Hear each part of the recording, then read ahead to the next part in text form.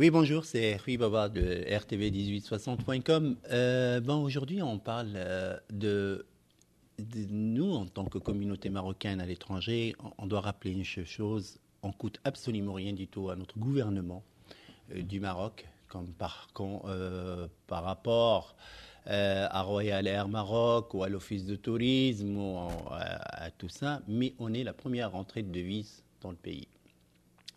Mais il y a chaque fois, c'est-à-dire la communauté marocaine, et pour toute personne qui se respecte au sein de cette communauté, est capable, normalement, de travailler avec l'aide du gouvernement d'accueil, parce qu'il y a plein de choses qui sont à notre disposition. Et tant qu'on va vraiment chercher, quand on sort un peu de notre manière un peu d'être feignant, quand tu es toujours sur ceci, sur cela, ou quand tu es sur le frère de qui, ou la mère de qui, ou le père de qui, on peut arriver. Oui, aujourd'hui, l'Internet facilite absolument beaucoup de choses. Il y a Kennedy qui disait une chose, c'est-à-dire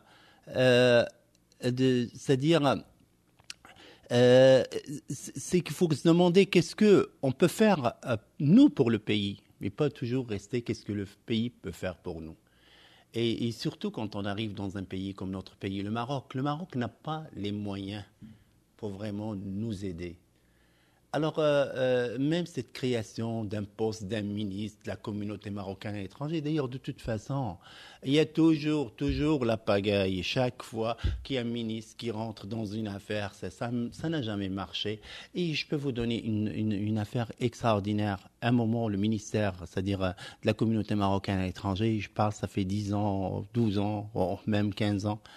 Ils ont acheté une soi-disant maison, la maison du Maroc. Ils l'ont payé $550,000. Wallah l'adhim ammara ma tahallat. Ils ne l'ont jamais ouvert.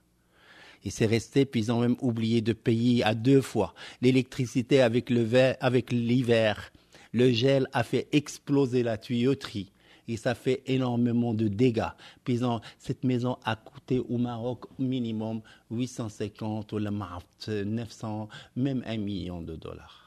Haram, pour la revendre après, entre eux, le consulat et tout ça, pour 250.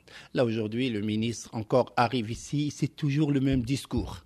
D'ailleurs, il faut noter que le ministre, soi-disant, est venu écouter la communauté. Vous savez que les invitations étaient contrôlées par le consulat du Royaume du Maroc à Montréal. Ça a été envoyé à certaines personnes, même en leur demandant de noter quel genre de questions ils allaient poser. Est-ce que c'est ça la démocratie à Ibadallah? Est-ce que c'est ça juste pour montrer que la salle, il y a 100 personnes?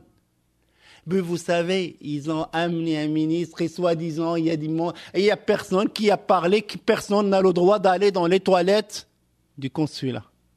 Chad saf, ou la habsatek, bqa chad saf. Sinon, tu perds ta place. Et là, il vient ici, une pièce de théâtre, une vraie pièce de théâtre. Soit ceux qui posent les questions, ou là ceux qui écoutent les questions. Alors, tout était. Il n'y a jamais eu quelque chose, il n'y a jamais eu une invitation large à tout le monde. Il y avait Sahabom, ceux qui sont capables de jour de leur dire oui, ça va bien, tout va bien, mais rien ne va. Le ministre n'a rien entendu. Même une radio a essayé d'inviter le ministre pour faire des lignes ouvertes pour que les gens lui posent la question. Et le chef du cabinet de ce ministre a refusé. Parce qu'il dit, on ne peut pas contrôler les questions. Mais tu veux contrôler les questions, tu n'auras jamais les bonnes réponses, monsieur le ministre. En plus de ça, ils ont de l'argent de plus, ils n'ont qu'à les mettre pour Bnéo, pour construire des maisons pour des Marocains qui se trouvent sans lui. Pourquoi vous voulez venir faire un centre culturel ou quelque chose? Ici, le gouvernement du Québec et le gouvernement du Canada s'occupent parfaitement de nos jeunes. Il y a des bibliothèques dans chaque quartier municipal, où on peut aller vraiment chercher un livre. Il y a des arénas où les gens peuvent jouer, soit faire du hockey, soit faire des choses. Alors pensez-vous que moi, si je suis dans le nord de Montréal, je vais envoyer mon fils, là peut-être qu'ils vont installer leur maison au centre-ville pour aller, qu'est-ce qu'il va avoir? Il va avoir quelque chose d'autre qu'il ne peut pas avoir ailleurs. Ça, c'est complètement, c'est archi faux. En plus de ça, qui s'occupe vraiment de l'achat de cette maison? Dans la salle, quand il y avait la soirée, il y avait 2 agents d'immeuble. Un ancien directeur de la Royal Air Maroc à Montréal, qui est devenu Smsar. Lui, c'est lui qui court avec le ministre et la consul. C'est lui qui s'est occupé de l'achat du consulat du Royaume du Maroc et même pour le bail de location de la Banque Centrale Populaire. Et dans cette maison même, qui était achetée pour faire le consulat du Maroc, il y a encore beaucoup de questions qui se posent.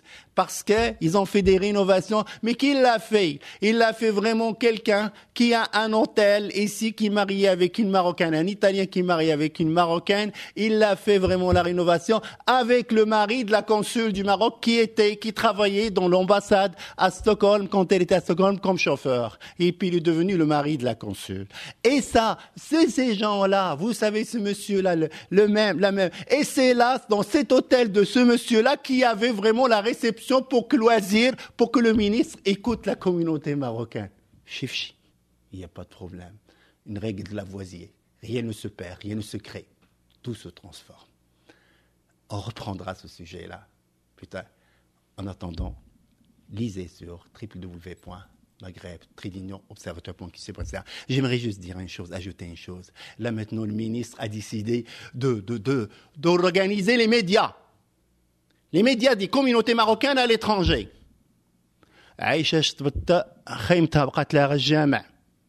Occupe-toi de tes affaires. Et comment, si un gouvernement, si un ministre s'occupe vraiment d'arranger les médias? Mais ce n'est plus un média, c'est plus des médias, ça. Ça, on appelle ça une brochure, monsieur le ministre. Parce que comment tu peux financer ou tu peux aider à organiser les médias? Ils peuvent critiquer parce que nous, il n'y a que toi à critiquer. Et si toi, tu nous organises, on ne fera pas notre travail comme chien de garde de la démocratie, monsieur le ministre. Monsieur le ministre, vous avez des choses beaucoup plus importantes. Demandez-leur qu'ils vous donnent un autre poste au lieu de ministre des communautés marocaines à l'étranger. Ils vous donnent un poste de ministre de construire quelques maisons d'Afa ou d'Achi. Peut-être qu'ils vont vous trouver quelque part. Parce qu'il n'y a aucun... Quand on voit votre réussite, monsieur le ministre, on a envie d'échouer. Et c'est ça. Et c'est clair. Diaf Sokrask. Ah, c'est loisir. Diaf Sokrask. Parce que tu n'as rien à nous donner de plus. On a beaucoup plus que tu peux nous proposer. Et merci.